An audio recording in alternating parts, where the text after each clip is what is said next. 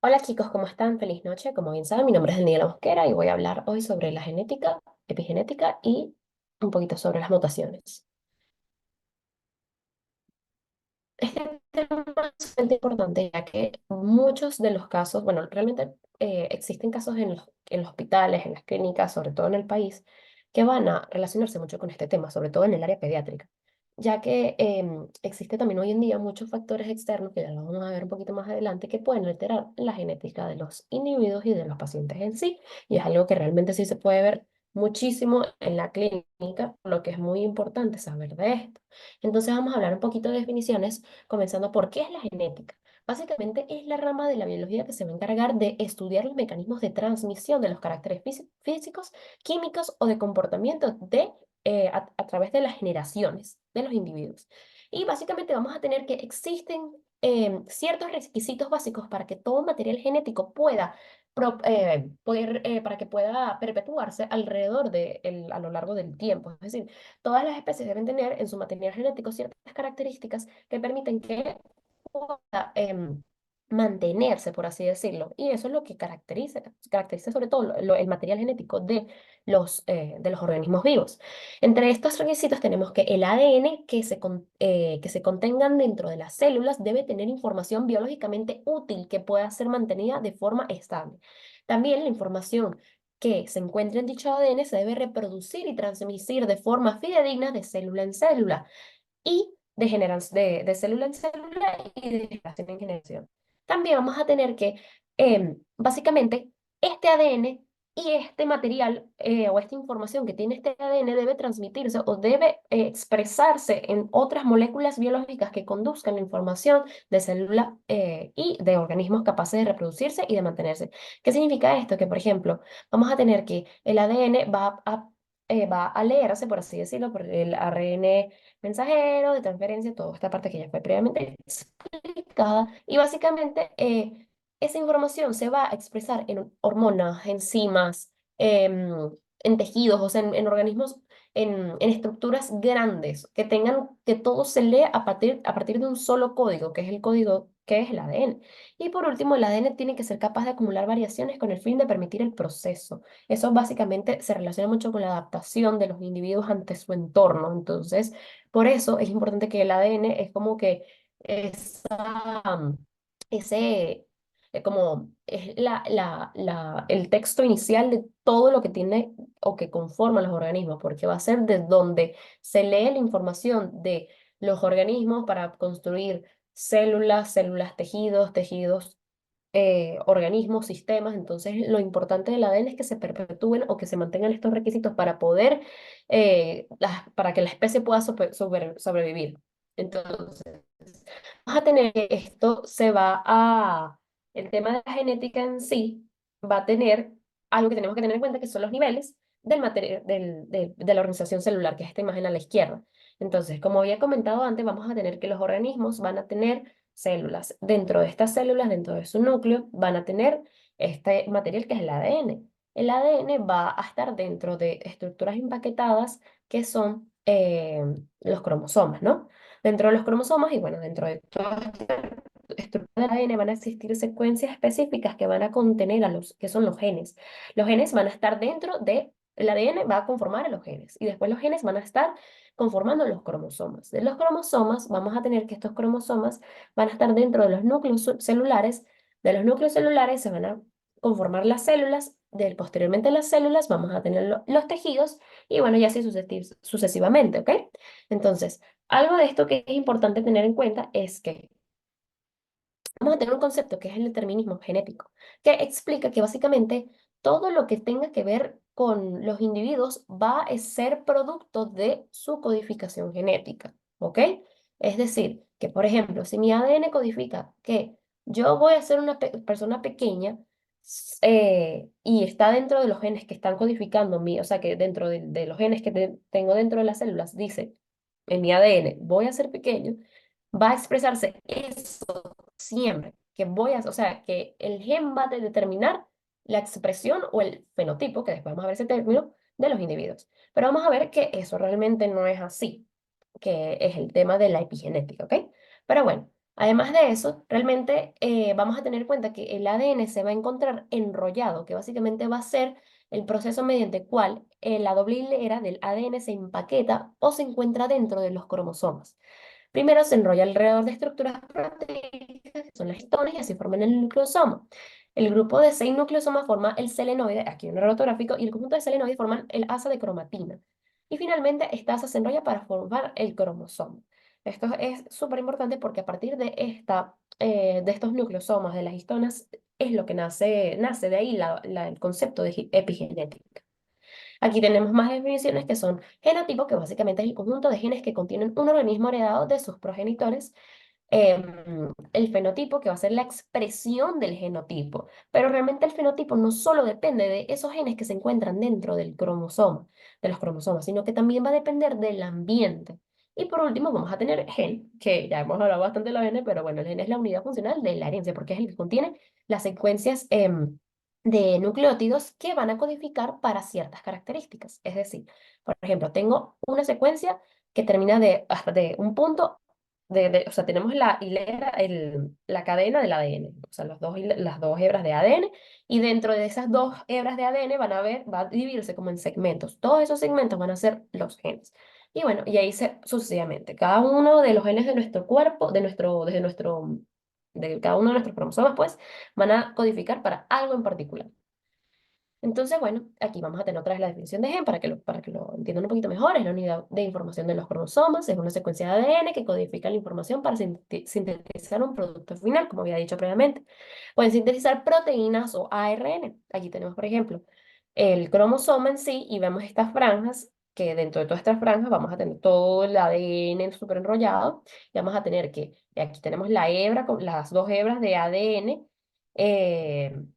En forma de hélice que se van a encontrar girando sobre sí misma y vamos a tener que, por ejemplo, este pedazo va a ser un gen que no va a ser codificante y vamos a tener una secuencia reguladora y después aquí tenemos otra secuencia que es codificante que conforma el gen, que el gen va a ser el que va a ser leído por el ARN mensajero, que va a ser eh, va a constituir después lo que es la transcripción y la traducción de todo esto y va a producirse los que son las proteínas y todo ese cuento, ¿verdad? Que ya fue explicado previamente en las clases anteriores. Y bueno, así procedidamente. Ahí está, también se repitió que sí, perdón. Ok, entonces vamos a ver aquí un esquemita sencillo de cómo se encuentran constituidos em, lo que serían los genes. Entonces, vamos a tener que va a estar constituido por exones e intrones. Entonces, aquí yo lo hice medio manual yo misma. Vamos a tener que los exones van a ser las secuencias que van a encontrarse codificando el material genético, o sea, que van a producir algo, que van a hacer estas cositas rojitas de acá, estos cubitos. Vamos a tener los intrones, que son estos cuadritos blancos que van a ser secuencias no codificantes. Básicamente lo mismo que estábamos hablando en esta lámina. Por otro lado, vamos a tener secuencias reguladoras que van a ser las responsables de permitir la lectura de esos genes y que se expresen de correcta forma estas secuencias génicas. Y vamos a tener también secuencias promotoras que van a iniciar la transcripción y potenciadoras que favorecen o promueven que se lean estos genes. Cada gen va a ocupar una posición específica del ADN en un cromosoma concreto que va a constituir entonces eso el locus. Cada célula tiene dos copias de cada gen o alelos porque recordemos que vamos a tener que el ADN va a tener dos hebras y también esas dos hebras de esa única hebra, o sea, tipo, va a ser dos hileras dos cadenas de ADN que se juntan y van a dar vueltas en sí, que eso ya fue previamente conversado. Y bueno, cada una de estas hebras de ADN va a tener dos genes o alelos. Y pueden ser idénticos, que significa que sean homocigotos, que codifican exactamente lo mismo, o ligeramente distintos, que son heterocigotos. Hablando un poquito de la genética, básicamente es el estudio de los cambios heredables en la función sin un cambio de estructura de la secuencia del ADN. No tiene que dar un cambio en la secuencia de ADN como un cambio de base porque ya eso sería una mutación. Entonces eso hay que tenerlo bastante claro porque aquí habla un poquito del tema de que básicamente anulando lo que dice el determinismo genético es que la epigenética va a ser el estudio de cómo los factores ambientales, por ejemplo, sean ciertas condiciones van a producir dentro de la estructura que empaqueta, no directamente el ADN, va a alterar la expresión de lo que codifican esas secuencias génicas. Por ejemplo, vamos a tener, como había dicho el ejemplo previo, de que mis genes codifican desde que yo voy a ser un niño chiquito, una persona chiquita. Eso es lo que dice el determinismo genético, que únicamente el gen va a determinar qué es lo que voy a expresar. Pero aquí la epigenética, que es lo que está más aceptado hoy en día, es que, por ejemplo, si yo tengo que mis genes codifican de que yo voy a ser pequeño, pero, por ejemplo, yo, en mi vida, mis padres me dieron alimentos, me criaron bien, no sufrí procesos de estrés, no sufrí ningún alteración, sobre todo en mi ambiente, eso va a permitir de que a pesar de que tenga esos genes, y además de unas mutaciones también que corresponden también por ejemplo, que dependen también de los otros genes de mis otros familiares, van a permitir que esas alteraciones, o sea, tipo, eso que son únicamente codificado en mi gen pueda variar un poco y pueda tener un tamaño promedio. Entonces eso habla un poquito de lo que es la epigenética y eso sobre todo va a ser a nivel de las nucleosomas y de los histones. Entonces, la epigenética nos ofrece la posibilidad de reprogramar el genoma sin necesidad de modificar el material genético. Y ahí va a aparecer lo que es la hipótesis de los códigos de las histonas, que básicamente consiste en que el genoma está en parte regulado por modificaciones químicas en las proteínas histonas, principalmente en sus extremos no estructurales, que es el N-terminal. Las histonas se asocian con el ADN para formar fibras de cromatina que a su vez forman el cromosoma. Entonces aquí tenemos un ejemplo. Estas son las histonas van a tener diferentes subunidades, como o van a tener diferentes tipos, 4 tipos en específico, que básicamente pueden modificarse en varios sitios, pues sobre todo a nivel de su extremo N-terminal, añadiendo o eliminando pequeños grupos químicos, como es el acetilo, metilo, fosfato, o anexos proteínicos mayores como la ubiquitina, por ejemplo. El efecto de estas modificaciones básicamente consiste en alterar la naturaleza del nucleosoma de una forma que afecta, entre otras cosas, cómo es su forma laxa o compacta de esta cromatina. Esto va a impactar en la velocidad en que se van a expresar ciertos genes o regiones específicas donde ha ocurrido este mecanismo. Eso significa que, por ejemplo, si tenemos una alteración, si el ADN que se encuentra aquí súper enrollado dentro de las histonas, aquí agarramos, por ejemplo, colocamos un metil. El metil va a permitir que, por ejemplo, en esta región de estas histonas abra esta zona de la cromatina y, por ejemplo, se pueda leer más fácil este gen y favorece que se exprese algo en ese gen que no sería normalmente. Entonces, ¿qué va a pasar? Que en organismos superiores, por ejemplo, la metilación es básicamente uno de los procesos, como había dicho, que va a permitir estos cambios epigenéticos. Y un punto clave es la heredabilidad de las marcas epigenéticas, que va a ser, como por ejemplo, un medio de transmitir el estado de activación o desactivación de los genes a través de procesos de división celular. Entonces, vamos a tener aquí lo mismo que tenemos el cromosoma que va a estar constituido por toda la cromatina. Dentro de esa cromatina tenemos los nucleosomas y dentro de esos nucleosomas están las histonas. Esas histonas tienen el ADN y entonces tiene dentro de estas marcas epigenéticas, por ejemplo, metilos, que van a permitir que se lean o no secuencias. Entonces, cuando, por ejemplo, tenemos a la cromatina cerrada, esta es densamente condensada y no se produce el proceso de transcripción. Entonces, se evita que se lean ciertas secuencias genéticas que pueden, por ejemplo, pacientes que tengan predisposición a presentar cáncer y no, o sea, y vive bien, no está estresado, no, el ambiente como que evita que se produzcan esas o sea, evita que se abra esa secuencia génica y no le da cáncer, por así decirlo. O sea, tipo, esto es súper importante porque a partir de esto, de estos procesos de epigenética, se pueden modificar esas expresiones génicas como la expresión del cáncer y se basa mucho en esto. Y por ejemplo, en el caso de la cromatina abierta, esta está escasamente condensada y se produce la transcripción. Ven que aquí está un poquito abierta, entonces ahí se transcribe las líneas que queremos que se expresen. Ahora ya hablando un poquito de lo que son bueno, y algo que quería mencionar que no mencioné, es que, por ejemplo, a partir de eso vemos que hay en el ADN o en el material genético de los humanos, y bueno, en general de todos los organismos, existen como que eso es transmitible entre las generaciones como marcajes de secuencias repetitivas que son secuencias en nuestro genoma que se encuentra silencioso. Se dice que mucho de nuestro genoma se encuentra inexpresado, es decir, que son secuencias que no van a codificar para absolutamente nada, entonces a partir de esos silencios que hay ahí, se especifican lo que sí queremos que se produzca y bueno, así se producen todos los compuestos que generalmente tienen los organismos vivos, pero ahí entra un poquito de qué es lo que se quiere expresar y qué es lo que no se quiere expresar, porque puede ser que una de estas secuencias silenciosas pueda, en un caso hipotético, pueda, por ejemplo, no encontrarse y sea, por ejemplo, alguna alteración que evite que estas secuencias silenciosas desaparezcan y se empiece a codificar secuencias génicas que produzcan enfermedades.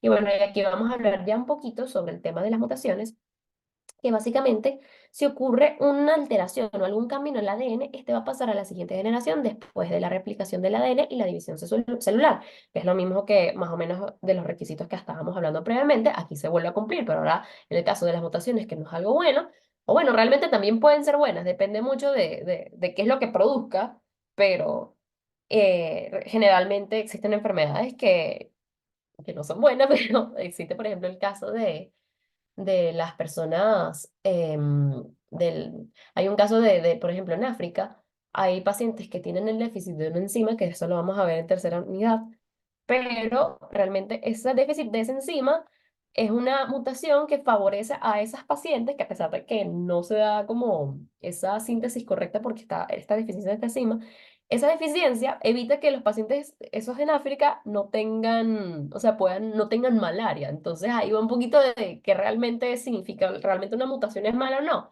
Bueno, ahí se los dejo para reflexión. Y bueno, lo otro es que si ocurre un cambio en el ADN puede producir un cambio de la estructura o fusión de una proteína. Si el cambio afecta el gen que codifica esa proteína, vamos a poder evaluar si es un cambio importante en la funcionalidad de la proteína. Y básicamente, esas son las denominadas mutaciones, que pueden ser espontáneas, generadas de forma natural. El ejemplo que estaba diciendo, por ejemplo, de los pacientes de África con la deficiencia de la enzima, que es creo que es la glucosa 6, no me acuerdo muy bien, igualmente se lo tengo. Y, por ejemplo, también otras que son inducidas, que pueden ser a partir de experimentos como, bueno, este salió como que un ejemplo de una tortuguita modificada, pero realmente no confío en que esta pueda ser modificada o puede ser espontánea, pero puede pasar. Consideramos que esta puede ser una tortuguita que la modificaron y ahora tiene dos cabecitas. Entonces, vamos a tener algunas clasificaciones para las mutaciones a grande, como las más importantes, una de las clasificaciones más importantes va a ser que va a depender mucho si es de secuencias génicas, genómicas o cromosómicas. Génicas va a depender del gen, que básicamente son cambios de bases nitrogenadas dentro de un gen. Vamos a tener mutaciones genómicas que van a ser segregaciones de los cromosomas erróneas, que van a ser, por ejemplo, trisomía en el caso del síndrome de Down, así. Y las cromosómicas van a ser reordenamientos cromosómicos, ¿ok? Entonces, vamos a ver que esta flechita es porque son una subclasificación de las mutaciones génicas, que pueden ser sustituciones, que va a ser un cambio de un nucleótido por otro. En ese caso, este cambio pueden ser silenciosos, pueden ser mutaciones por cambio de sentido o sin sentido, que ya lo vamos a explicar, o también pueden ser las mutaciones génicas, adiciones o deleciones, que es cuando se agrega o se quita un nucleótido que realmente cambia todos los genes. Pero bueno, vamos a tener este cuadrito que vamos a tener un ADN sin mutación. Adenina, citosina, adenina, guanina, etcétera, etcétera, etcétera. Este es el codón 1, 2, 3 y 4. Esos codones en sí codifican para estos aminoácidos.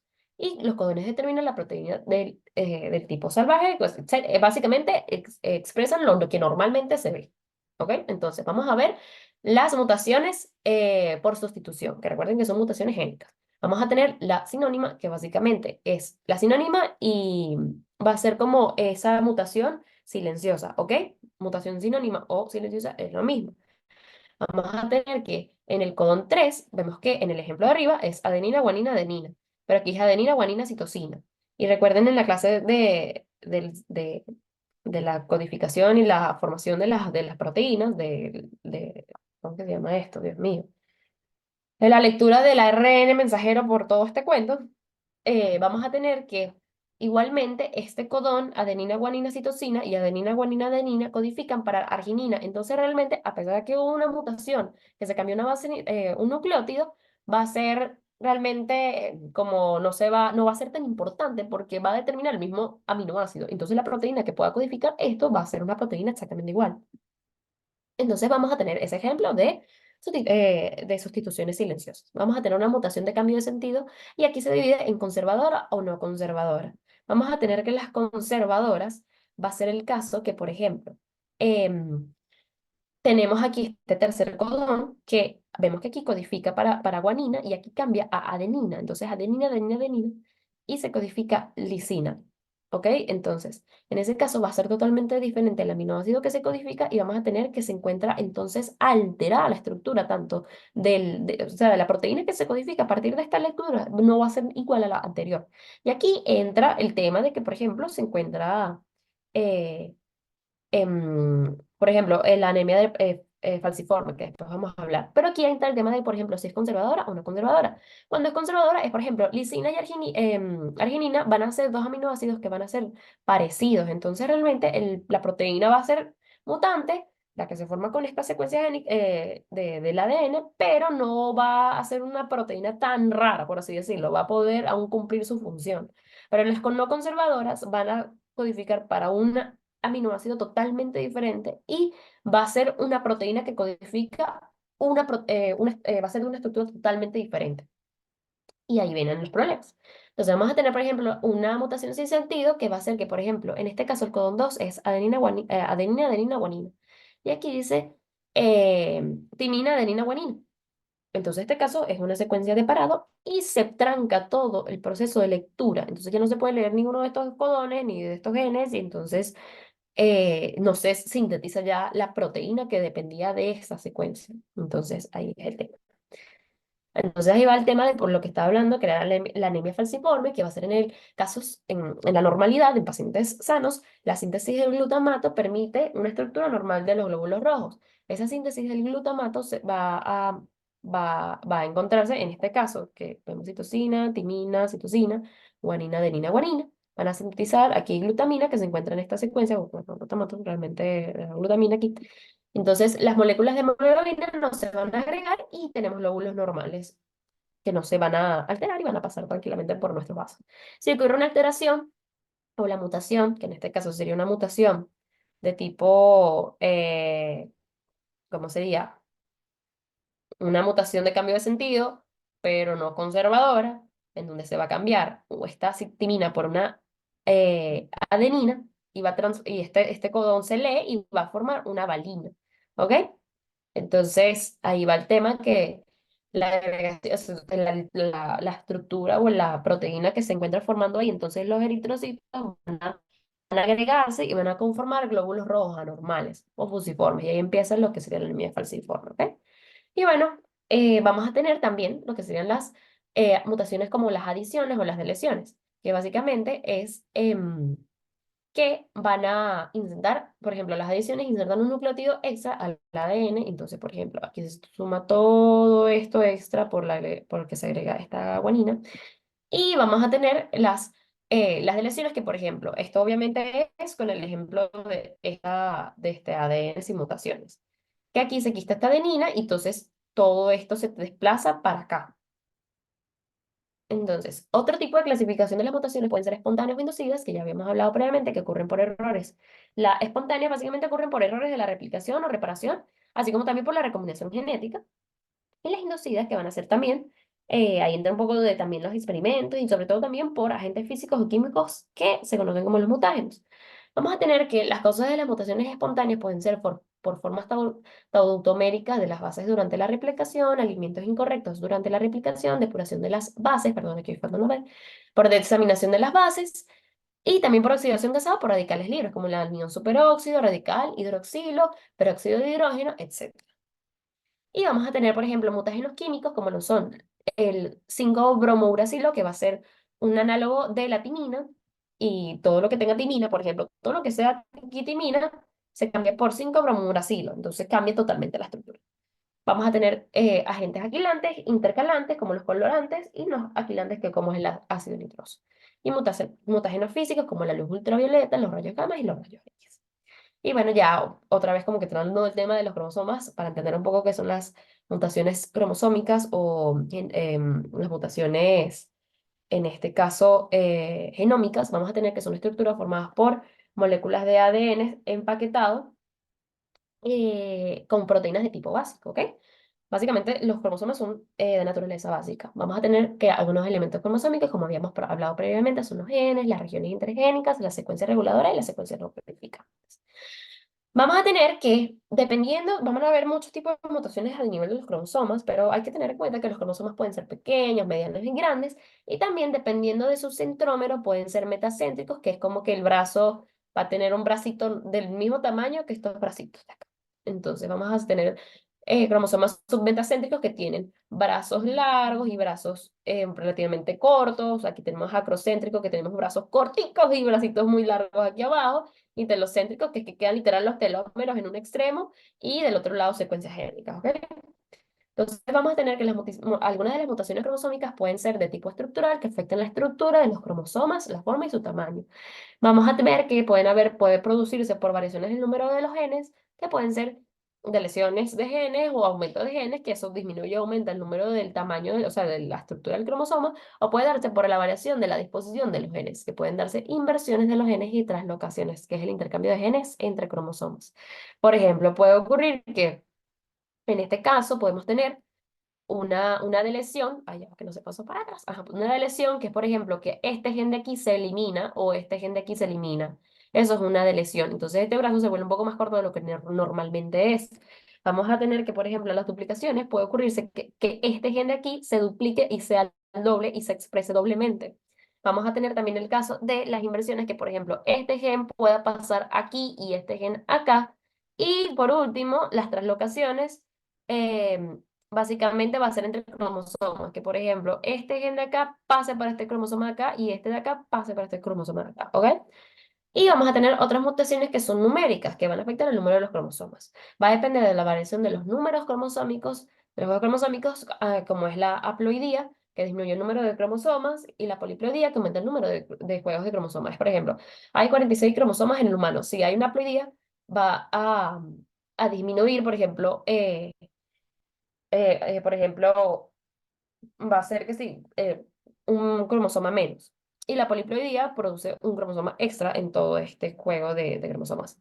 Y en este caso, en la aneuploidía, no hay un número exacto de juegos cromosómicos, va a ser una pérdida de ganancia de uno, dos, tres más cromosomas, y entonces va a ser totalmente diferente a lo que codifica. Y realmente esto no se asocia a pacientes en el día a día porque esto no es compatible, generalmente no es compatible con la vida. Ah, bueno, había algo que quería expresar. Por ejemplo, el síndrome de Cri-du-Chat es una alteración cromosómica causada por lesiones en el brazo corto del cromosoma 5. Por ejemplo, en el cromosoma 5 es chiquito realmente y es como este. Después lo buscan. Y por ejemplo, es en el brazo corto de este cromosoma 5, entonces este gen se elimina. Entonces van a haber expresiones en esos pacientes como que tienen mandíbula pequeña, tienen un llanto, tiene una laringomalacia, si no me equivoco, que es como una alteración a nivel de la laringe. Y entonces el niño comienza llorando como un gatico. Entonces se llama así cri du chat porque eso es como llanto de gato. Y en eso se basa esa alteración, esa de lesión. Y bueno, en este caso, por ejemplo, la poliploidía puede ser el caso de la trisomía del palo 23, que es el caso del síndrome de Down, ¿ok? Y bueno, básicamente eso es toda esta prepa de hoy. Espero que les haya gustado. Cualquier duda, me comentan, me escriben y bueno, un abrazo gigante y éxito.